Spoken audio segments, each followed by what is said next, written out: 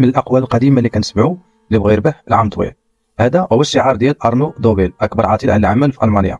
تخيل معايا واحد كاين في المانيا وضد الفكره ديال ان بنادم خاصو يخدم.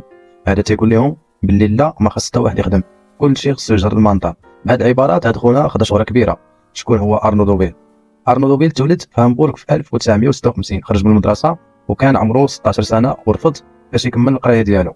مشى كيتعلم الصباغه حتى هي ما عجباتوش وخرج منها وخلاها في 2001، وبدا كيدوز في برامج تلفزيونيه وكيروج للبطاله، وبدا كيحارب العمل وكيروج للبطاله. الجمله اللي تشهر بها هي كل من يعمل فهو غبي. الحكومه الالمانيه قالت ليه خدم غير 4 سوايع وغادي تاخذ 500 يورو. كان كيشد 300 الف يورو من دافع الضرائب. مشى وظف مدير اعمال عنده، حتى هو كان عاطل عن العمل باش ينظم ليه اللقاءات والسفر ديالو. هذا السيد هذا توفى وهو عنده 67 عام.